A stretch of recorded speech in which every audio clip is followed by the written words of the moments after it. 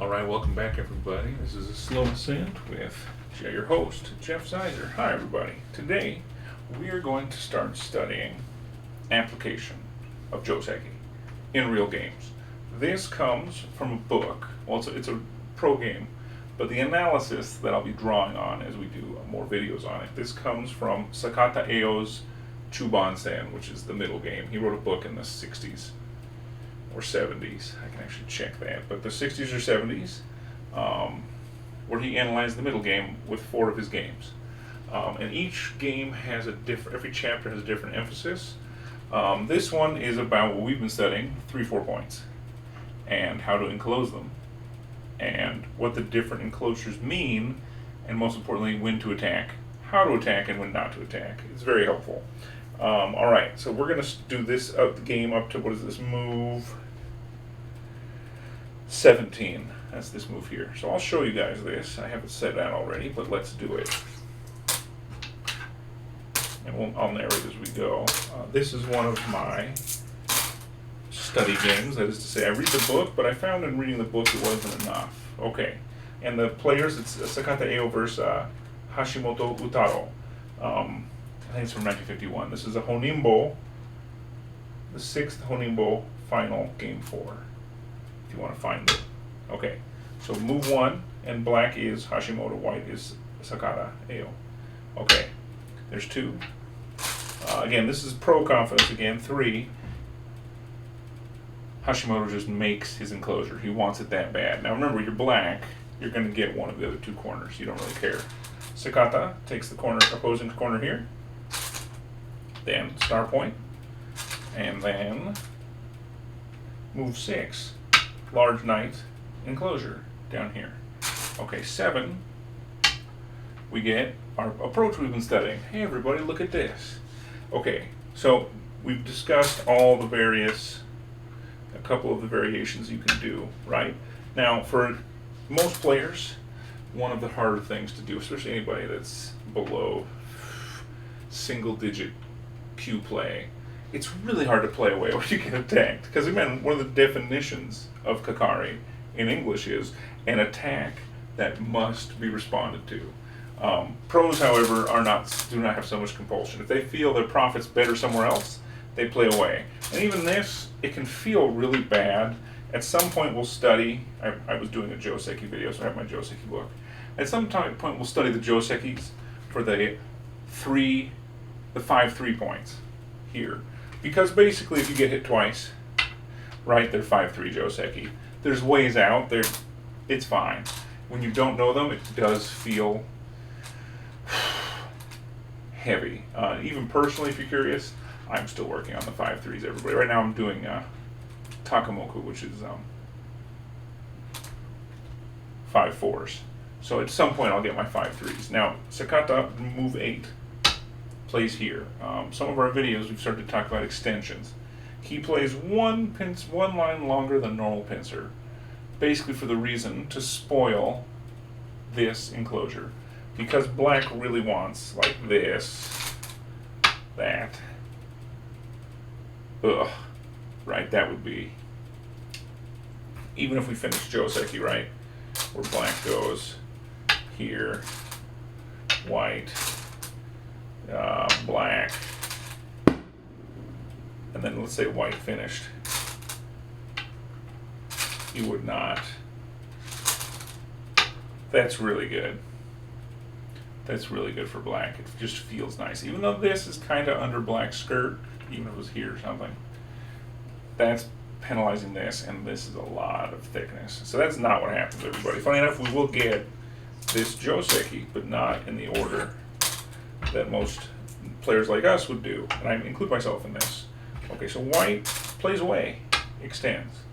Black then, 8, move 9. This one for me took a lot of study to figure out. I'll explain it in a second. White plays over here, or black plays over here. A large knight's move from a start point. Then we get 10. Hey, our friend's back.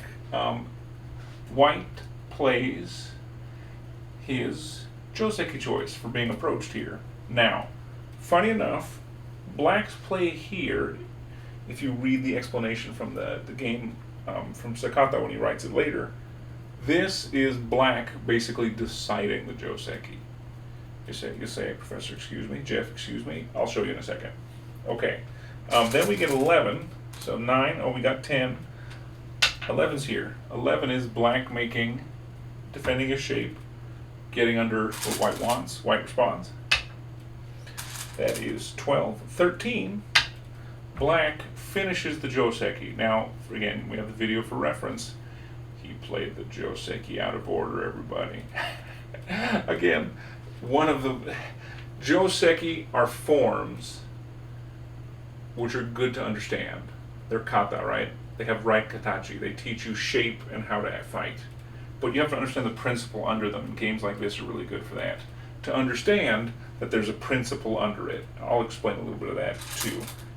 Then Sakata finishes the shape. As we talked about when we did the Joseki, pros never leave that corner open. So black finishes, white goes, and then finally black moves 17, moves to reduce. This is a Tetsuji, by the way. He moves to reduce this enclosure. And next time, we'll actually pick up with a pro analysis. But I want to talk about this a little more. When you study Sakata's diagnosis of what this is doing, why would you play 9 first, right? We should go back to that.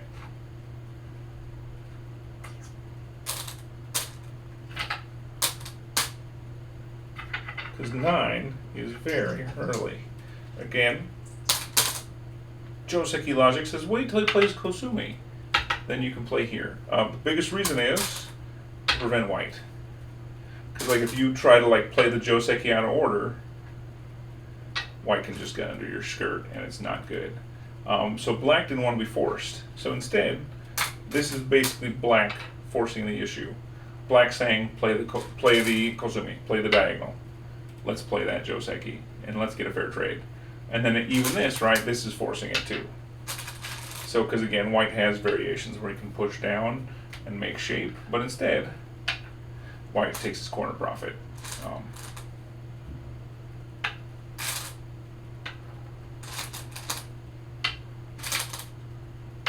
There we go.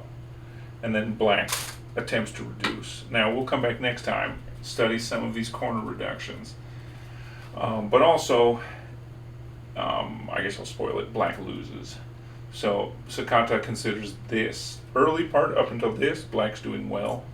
And especially studying how he does these is very good. This is considered also quite a good move. It's very powerful. This will be met with a 2-space. We've studied the 2-space, everybody, right? How it's a super powered move. So this 2-space is also a pincer. Black was planning for it. Black goes for the corner. Enters your 3-3. And I know at a lot of, I'm not going to say the lower levels, but at the levels that many of us play at, people treat enclosures like they're sacrosanct, like they can't be invaded. There is definitely ways to invade them and live. We'll see this in some of the games we're studying. Actually, this is a Honinbo match, this one. I'm currently working on content for the 81st Honinbo to show you the gap, right? This is the 6th. So this most recent Honinbo has several attacking under an enclosure and living. The guy doesn't win, but you can. So it also is that learning that don't fear giving a corner up. That's also a good one. But we'll be studying this game later. This is just for application of Joseki. If you're going to learn anything from this game, because I'm teaching Joseki, we're going to do this whole game eventually. Don't worry, I have the commentary. It's a good time. The lesson is something like, don't worry about playing them out of order, step 1. And sometimes you can play away. It's okay. Now, for pros, it's easier than amateurs like us who are in the lower levels. But basically, no will reverse before we call it today. Let's go all the way back to move 8. All the way back here. Okay, so it's good to know after move 8 if black plays any various kinds of attacks, there are Joseki to get out. I mean, in another game we're going to cover, right, it's something like...